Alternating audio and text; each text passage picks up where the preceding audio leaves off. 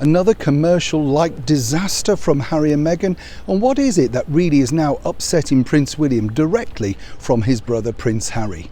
Hi, good morning, Neil Sean here in the heart of London. I hope you're keeping well, and yes, this is a very traditional London phone box, the ones that you still see around London, but not many now work. The reason why BT leave them here is simply because, of course, lots of tourists like to take their picture at the side of them, and you can still buy all the trinkets and everything. I think it's a shame actually that we still don't make phone calls from these boxes. They had so much glamour, mystery and suspense attached if you watch those old B movies.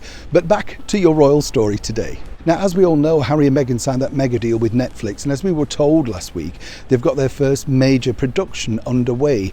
It's an animation stroke cartoon, and apparently it's all inspired by historical figures. Working title is Pearl, and as I've told you many times on the show, this is not really going to fail, let's be honest. It's got David Furnish attached. How could it possibly fail? If you look at Mr. Furnish's CV, you'll see, well, lots of films. But more importantly, of course, it is interesting to note that Harry and Meghan are now letting bits out about the production.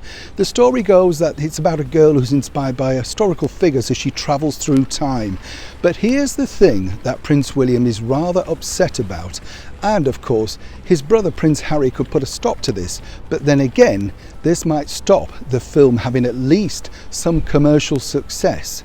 And would that stop Harry and Meghan if William was unhappy? I'll leave you to ponder that. But what is the problem?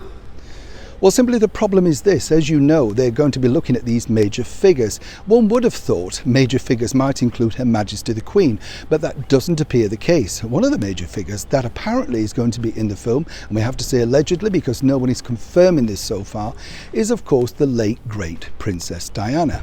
Now, there's nothing wrong with that, of course. It's Harry's mother, and he would see her as an historical figure, someone who did a lot of good. And she did a lot of good, particularly for many major causes throughout of her life. But it does seem strange that when he attacks the media for basically hounding his mother to death, then of course he wants to exploit his own mother, if this is true, through the media that apparently he despises so much. It's all rather confusing, but more hurtful of course to Prince William too. She was his mother also.